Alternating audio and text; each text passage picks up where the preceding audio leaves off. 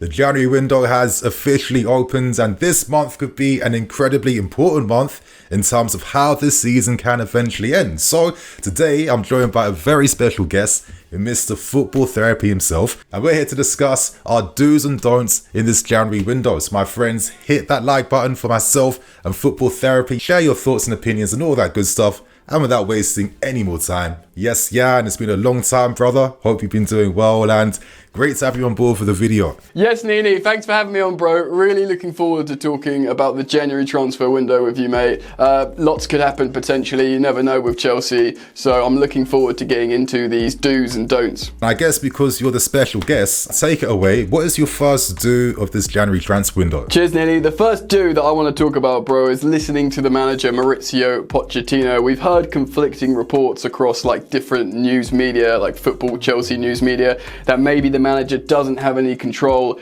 over transfers or he's demanding control. We've heard loads of conflicting stuff, but I think the important thing is, even if he doesn't have full control, he has some collaborative input with the sporting directors, because we don't want to isolate this guy and make him feel like he doesn't have the control he needs to make Chelsea essentially a good team again. So even if he doesn't have full control of the club and the project, he needs some, and they need to listen to him. So I reckon the first do should be listen to Pochettino. I think that makes a lot of sense. Obviously, I think there needs to be a fine balance between players the directors buy for the football club and the manager having certain players that he needs to just make sure that he has all the important details on point for his tactics in his system. So I do think there has to be a fine balance found, and it seems quite obvious that Poch is hoping to bring in some experienced figures at least, just to strike some balance throughout the squad. Yeah, I totally agree, man. And also there's this kind of like, there were reports and this idea that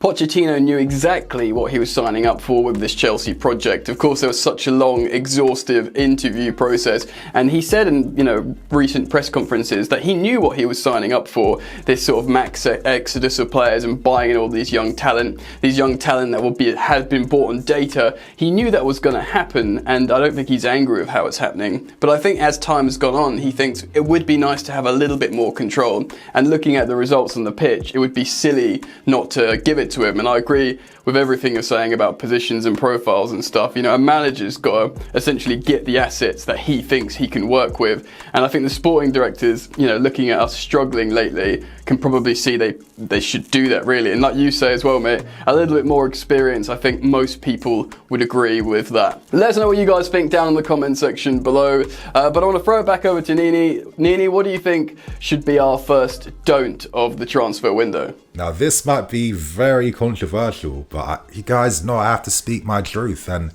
my don't for this January window is don't sign anyone this month. Now, I might be sounding a bit crazy. Obviously, we need to address concerns in the squad, but I think to myself, what is the point of doing that right now? Right now, a lot of players haven't even got many minutes in the team, and Nkunku's made 3 appearances. Chukwuemeka is set to come back in 2024. He'll be getting more game time. You're looking at Madueke getting more prominence in the first team as well too. Romeo Lavia is set to come back. Benbar only just came back. I feel like we have a pretty packed squad to begin with. And knowing the fact that realistically, can I expect any January additions to really boost our chances of securing European football? I think that's so far-fetched, and I kind of feel like I learnt my lessons last January, where when we signed Mudryk and Enzo and all these big boy players, I kind of fooled myself into thinking, okay, we're guaranteed now to get Champions League football, and look how we ended that season. So for myself, I think Poch has a great opportunity to rebed some of these injured players back in the team and get this core group of players now learning his ideas, improving upon things, fine-tuning the tactics in the system. And I think the best way to do that is by not signing any more players and just keeping what you have this month and improving them.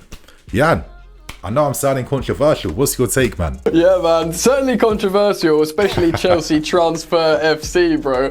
But yeah, I mean, this kind of goes with our first do as well. What if Pochettino's saying in the background? Do you know what I mean? Like, what if he's like, well, I really want this one particular player. I really think it would be transformative for how we play throughout the season. Maybe there's something like that. But there is method behind your madness, bro, in what you're saying. Especially when, you mentioned the likes of Chukwuemeka. Like, I forgot about him. He was excellent when he was coming into the side. You forgot about Barnes already? A little bit, bro. I remember that goal he scored at West Ham when he absolutely beasting. I think it was against West Ham. Either way, he scored a great goal. And he looks like he's got a really unique profile in that final third, big and strong, but technical and playing between the lines. And it looks like that's what we need a little bit more of. You make a good point about Lavia, Chukwuemeka, and Kunku settling in. Chelsea have a strong squad, and certainly you wouldn't want to bring anyone in to step on anyone else's toes. So it's a really great point.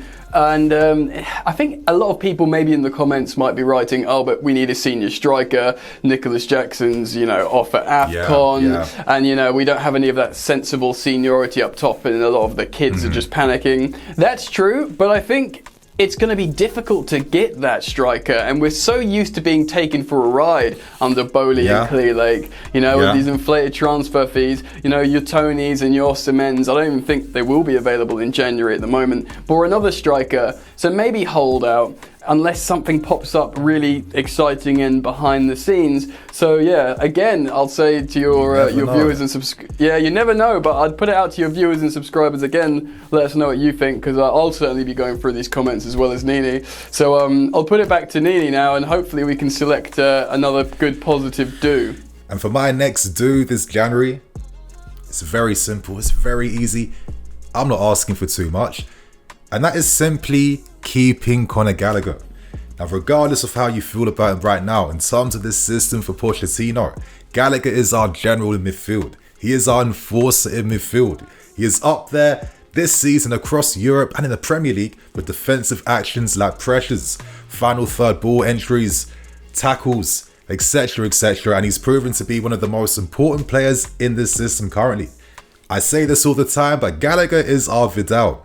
And I think when you have a player who's this strong tactically, this good in both boxes, and who can play for 90 minutes week in, week out, we'd be absolutely crazy to think about selling him for any high fees and improving rivals domestically.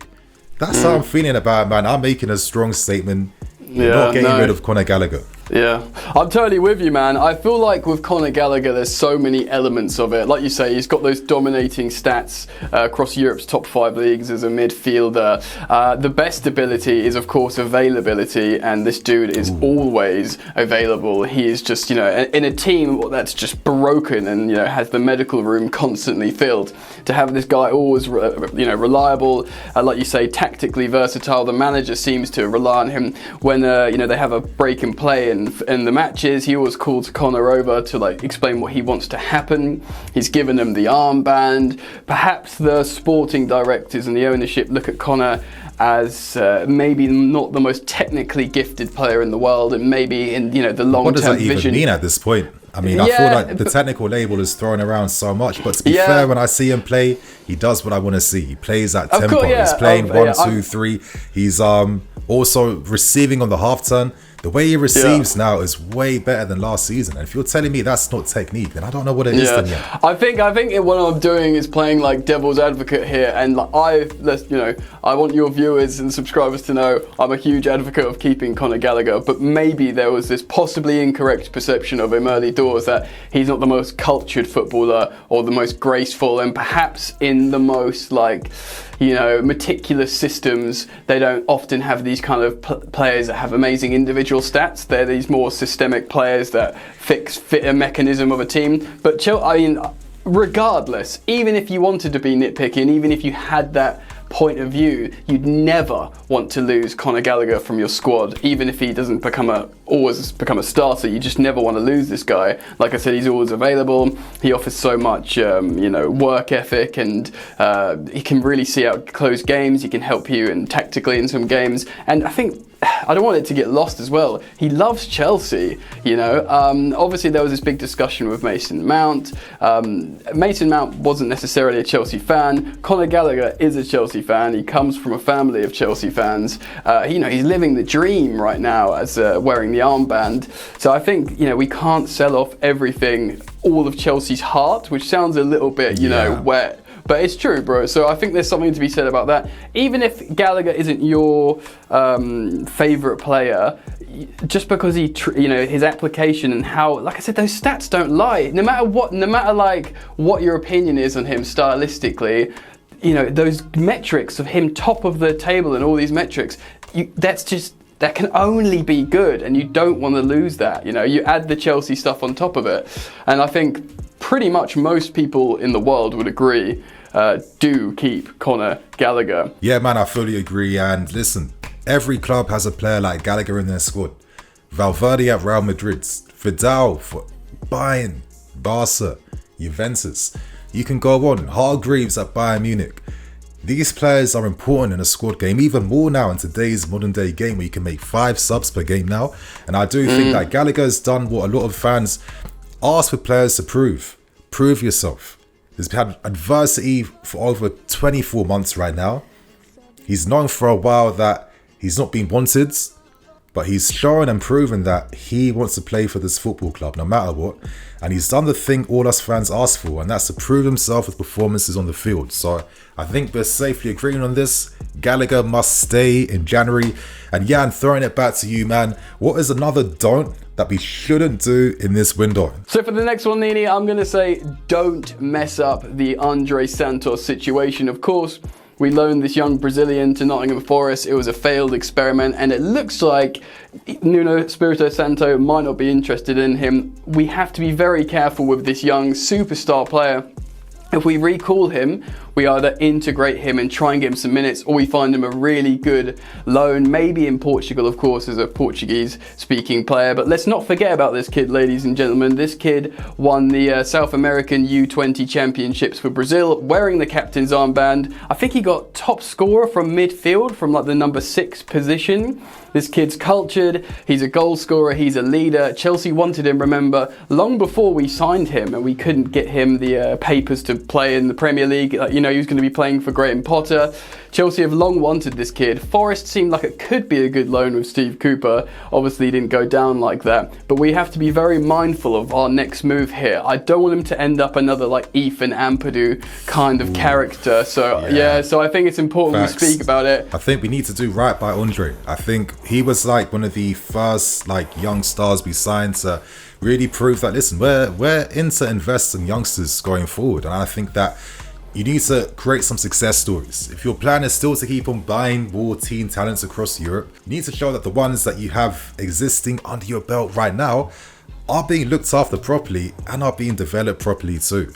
I mean, firstly, man, I was really disappointed about his low move to Nottingham Forest. A part of me was always cynically feeling like Forest are only doing this in case they flop signing their other main midfield players, and Andrey Santos is like a very cheap alternative that you can use for backup, and I was sadly proven right.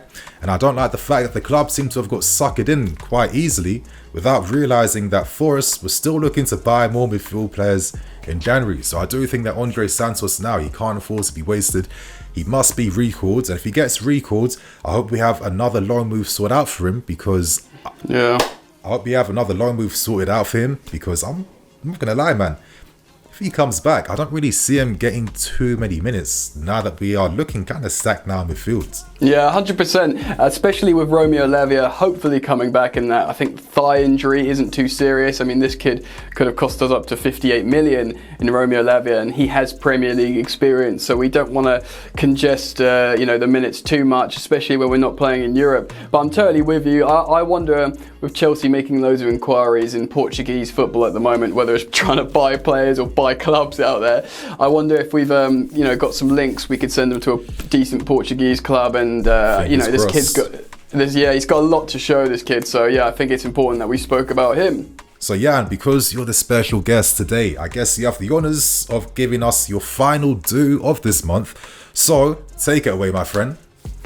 All right, bro, thank you. A bit of a meme, this one, but pour one out for Malang Sarr's Chelsea career. Massive wages, massive wages on the Chelsea books. I think we do have to sort out that contractual situation, if for nothing more, just to represent, of Echo's past of Chelsea mistakes. Look, big up Malang Sarr, by the way, great player. They kind of he's a centre back, he's a left back. Other clubs wanted to sign him. We got him on the free. How did Chelsea get him on the free? Well, because we paid way more wages than anyone else would. Those wages are still knocking about. It is. I'm half joking, but it is a problem. But also it represents the new ethos, right, of Chelsea. Do you know what I mean? Moving forward, having everyone accounted for on the books. No, longer Baba Rahman just hanging around for a decade on these wages and no one knows what's going on. Yeah. Malang Sarr sort of represents that Chelsea past. Do you know what I mean? The ghost of Chelsea past. And he can go and have a great career. So whether we terminate his contract, whether we find a seller, this kind of thing we need to sort of remove from how the club functions. So I think it's just a good example. It's half a joke, but it's kind of serious, and it kind of what it represents holistically as well. So I would say, do sell Malang Sarr, and I'd be interested in your take on the player, but also that kind of vibe as well. Yeah, go ahead. Yeah, I fully agree. I think Sarr, it's time for this guy to go back into football, start playing football. Yes, we sign him on the free. Hopefully we sell him for profit and we don't loan him out. But to add to that, I think for the other player I'm looking to sell, it might be controversial again, but I'm going for Ian Maatsen, and I'm going for that purely based on the fact that, one, he's quite clearly down the pecking order, and he won't get minutes at left back. We've seen that. And I think number two, if there's one positive we can take from this month, it's trying to sell players that we don't need, at least so we can go into the summer window with a bit more money in the bank to start investing back into players. And I do think that Maatsen right now is still very hot property. We should take advantage of the interest in him. And personally, I want to see this kid playing football and doing well, because it can't be easy barely getting any minutes and then being played out of position and then thinking you're going to be achieving your potential. I think, listen, if we sell him, with the rumours being that Dortmund are the favourites to sign him in January, the only thing I advocate for and call for, let's have a buyback fee inserted in that deal. Let's have first refusal rights. Let's have something tied in the sale that gives us the possibility of one day signing him, because I do kind of feel like we're going to see a lot of evolution at left back over the next few years. Ian Maatsen, he went from having an amazing season, winning the championship with Burnley, getting in team of the season, of course, playing, having an interesting pre-season with Chelsea, thinking, oh, maybe I'm a left winger, right winger, number 10 now in a 4-2-3-1. Of course, Chelsea accepted a bid of £31.2 million sterling for him. That's a lot of money for a championship. Big money. Big money, bro. We won't get that from Dortmund. Dortmund won't have that, Prem promotion money, and they're just not about that life. But they will pay probably a good fee. And I hate to use that term that I'm sure you and I have overused loads lately, but pure profit, academy graduate, it will help they love it, don't they? They'll help the books. If you don't sell Gallagher, you sell Maatsen, and like you said, I would not be opposed to putting a buyback or a first refusal clause in there in his sale contract as well, bro. I think that's something we definitely both agree upon. So Jan, great to have you on board, man. It's been a blast doing this collab. And if you guys want to see more collaborations between me and Football Therapy, please comment below. Smash that like button as well too. Bro, where can the good people find you? Hit me up on my OnlyFans. Football Therapy, of course, on YouTube. And the only social media I'm on is Instagram, and that's @FootballYannick. Come say hello to me there. You know where to find them. So my friends, on that note, I am Nini FC. This is Blue Lines TV. I'll see you guys later with some more videos. Cool.